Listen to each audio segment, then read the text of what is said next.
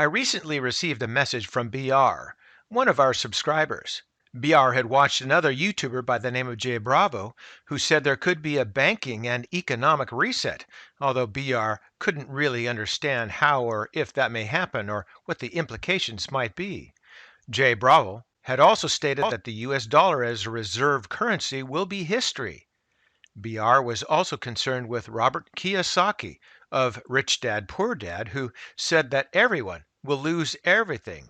Well, like BR, in the news we hear a lot about a banking, economic, and political reset, but I too really don't know what they mean, and they probably don't know either. I did watch a Jay Bravo video, and I have seen Robert Kiyosaki videos as well. My overwhelming impression is that both are trying to trade off of fear. When I look at the video lineup of Jay Bravo or Robert Kiyosaki, many of their titles are hyping the concept of fear in one way or another. Now, I do give credit to both as they have each garnered thousands of subscribers, but I'm a bit skeptical of their approach. Both have reasonable content in their videos, but much of this you can read based on a brief search of the internet, and that's exactly what you should do. But try to find information that contains facts, not subjective claims about the dramatic end to the banking system or the dollar or democracy. Clearly, the US dollar is losing its dominance, but this has been going on for decades. It will not likely end in a dramatic crash. It's going to be slow, and you have time to do something about it. So the first thing you do is conduct some due diligence. Do some reading and research. Research several different authors.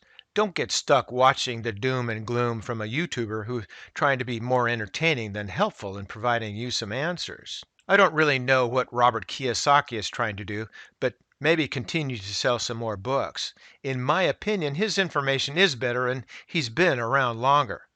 But as for Jay Bravo, he's selling a course, and you can get it for $1,000 if you want, or $297 this week with a coupon code. The real problem with most YouTubers is that you don't get many answers. My strategy is to get you answers. But not only that, I try to show you what's happening. I'm not selling you a course. I'm not selling you any books because this is the course. And by the way, it's free. But the main point to you, BR, is that all of these things may happen, but it's going to take longer than you think. So you have time to get the understanding and you have time to do something about it. Now, there was one thing that Jay Bravo did say in his video I watched, and that was charts will show you what the news will be. That I agree with. So given what happened on Monday, let's take a look at our charts.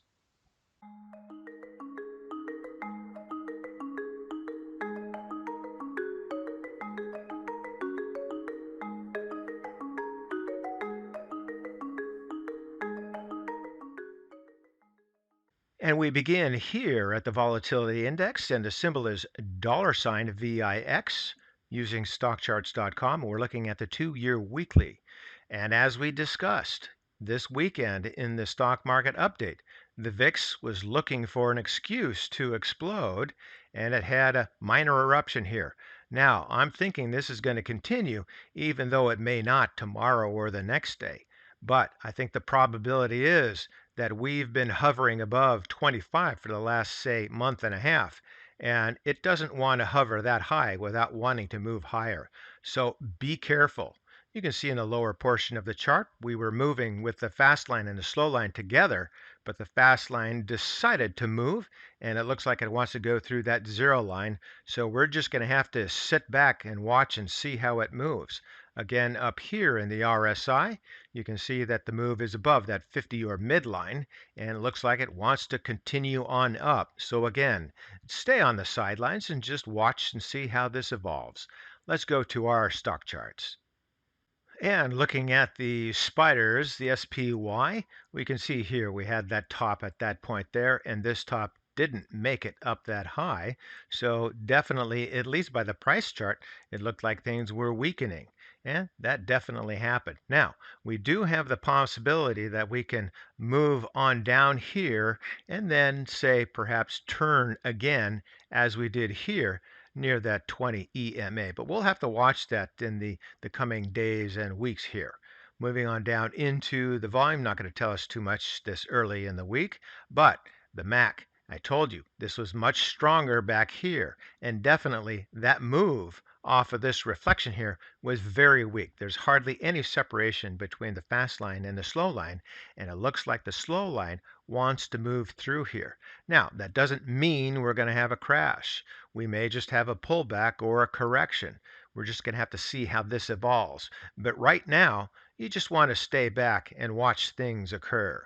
Here in the histogram, you can see the weakness at that level there. Definitely wanted to roll over. Into the price rate of change, pretty much the same thing.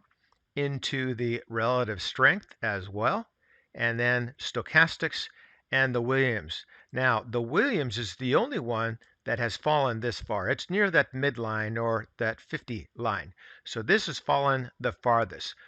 The other oscillators are all above their midlines. Now, that means that there's still strength within them, and that means that things can turn. So we're not yet saying that this is going to head to a crash, and that's why I say it could be just a pullback or a correction.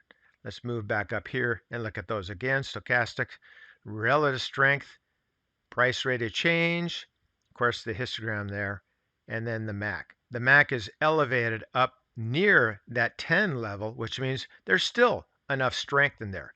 But that height can also be a problem if stock market gravity takes hold.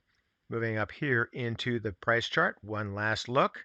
Again, we might come down to that 20 EMA. I think that's the probability. Are we going to go through, move to the 50 EMA? Let's just watch and see how this evolves. Stay on the sidelines and remain secure. And for today, that's ChewDog Charts. Thank you.